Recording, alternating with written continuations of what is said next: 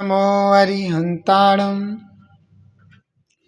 नमो सिद्धाणं नमो आयर्याणं नमो वज्रायाणं नमो लोये सवसाऊणम्।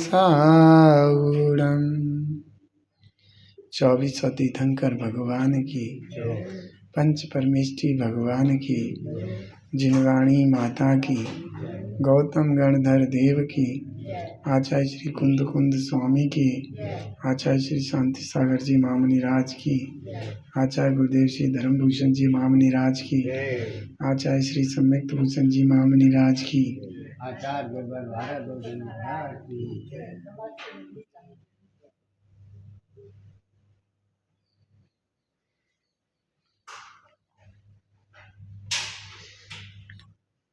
भव्यात्मन आपका महाराज जी ऋषि क्यों ना ऋषि महाराज का कहीं हिसाब है।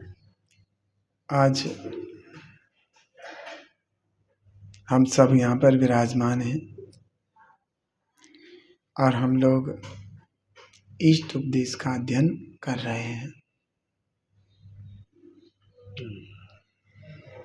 इष्ट उपदेश ग्रंथ अपनी आत्मा के लिए हितकर, सुखकर और आत्म शांति का आधार है। आचार्य श्री पूज्यपाद स्वामी द्वारा रचित इस ग्रंथ के माध्यम से हम अपनी आत्मा को पहचानना, श्रद्धान करना एवं आचरण करने तक पहुंच सकते हैं। आज 34वां श्लोक है।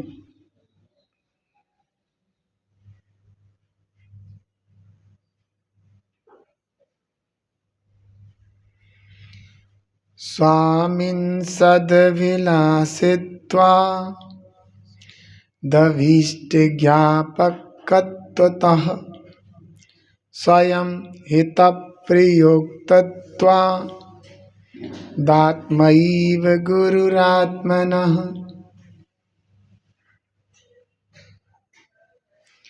आचार्य भगवान पूज्यपाद स्वामी कह रहे हैं कि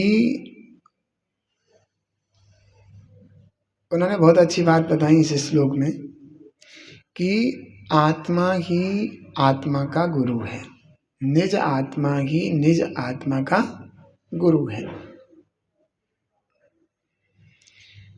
तो कह रहे हैं कि अपने में ही अच्छी अभिलाषा करने से, किन कारणों से आत्मा आत्मा का गुरु है? आत्मा ही आत्मा का गुरु है तो कौन कौन से कारण है? तो पहला कारण दिया कि अपने लिए अच्छी इच्छा करने वाला, अपने लिए अच्छी इच्छा करने वाले होने से आत्मा आत्मा का गुरु है। तो उनकी बात चल रही है जो अपनी आत्मा का हित चाहते हैं, उनका आत्मा उनकी आत्मा का गुरु है। तो कहा किस कारण से? तो कह रहे हैं अच्छी इच्छा करने से, पहली बात। दूसरा, अपने प्रिय पदार्थ का जानने वाला होने से। अपना प्रिय पदार्थ निजात उसको जानने वाला होने से आत्मा आत्मा का गुरु है। फिर क्या कहा? फिर कहा अपने हित में अपने आप को लगाने से। आत्मा अपने आप को अपने हित में लगाता है। तो इन कारणों से आत्मा आत्मा का ही क्या है? गुरु है। आत्मा आत्मा का चिंतन करता है। अब इन्होंने कहा कि अच्छी इच्छा करने से, अपने आत्मा के लिए अपने लिए अच्छी इच्छा करने से आत्मा आत्मा का गुरु कैसे? जैसे मुझे पर भावों में नहीं जाना, मुझे विषय कषायों में नहीं जाना, मुझे पाप भावों में नहीं जाना, मुझे संक्लेश परिणाम नहीं करना, अच्छी इच्छा करना, मुझे भगवान बनना है, मुझे संसार से पार होना है, मेरे को संसार के दुखों में नहीं रुलना है, ऐसे व्यवहार से समझ रहे? ऐसे ऐसे तो आत्मा का क्या हो जाता है? गुरु हो जाता है।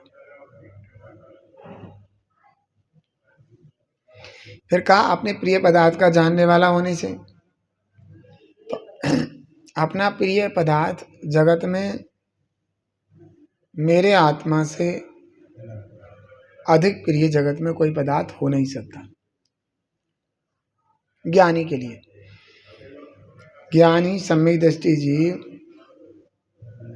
अपने आत्मा से बढ़कर इस जगत में किसी पदार्थ को प्रिय नहीं मानता।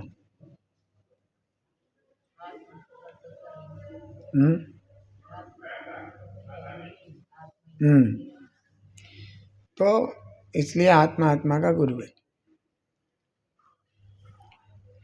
तो अपना प्रिय पदार्थ आत्मा है और उस आत्मा को जानने वाला आत्मा को जानता है। तो अपना प्रिय पदार्थ को जानने वाला होने से आत्मा का गुरु है। अब सुनो, गुरु शिष्य के बारे में सब कुछ जानते हैं, ऐसे ही आत्मा अपने आत्मा के बारे में जानता है। समझ गए? तो शिष्य के बारे में पूर्ण रूप से जानने वाला कौन? गुरु। शिष्य के पूरे जीवन को अच्छे से जानने वाला कौन? गुरु। तो इसलिए शिष्य के गुरु भी गुरु हो गए। तो मेरे आत्मा के बारे में अच्छी तरह जानने वाला कौन? मैं आत्मा। ज्ञानी सम्यक दृष्टि जीव अपनी आत्मा को अच्छी तरह जानता है, तो उसके आत्मा ही उसका आत्मा का गुरु है। अपने हित में अपने आप को लगाने से भी आत्मा गुरु है, क्योंकि गुरु शिष्य को हित में लगाते हैं, तो आत्मा को हित में लगाता है, सद्मार्ग में लगाता है, सद्मार्ग में चलाता है। समझ में आए? इसलिए आत्मा का गुरु है। हे जगत के प्राणियों, आचार्य पूज्यपाद स्वामी का यह कथन पवित्र और निर्दोष है कि आत्मा का गुरु है। ऐसा समझकर मानकर अपने जीवन को उत्कृष्ट बनाने का प्रयास करें। समझ में आया? नहीं आया? अपने जीवन को उत्तम विशुद्धि कारक बनाने का प्रयास करें, ऐसा भाव समझना चाहिए। आप लोगों ने इष्ट उपदेश का श्लोक सुन करके अपने आप पर बड़ा उपकार किया है। ऐसे ही आगे आने वाले समय में भी अपना उपकार करते रहें इसी भावना के साथ। ओम नमः। हे जिनवाणी भारती तो जपू दिन रहे, जो तेरी शरणा गए सो पावे सुख चैन। या वाणी के ज्ञान दे सूझे लोकालो, सो वाणी मस्तक नमो सदा दे तू। तो द्वादश सांगवानी जिनवाणी माता की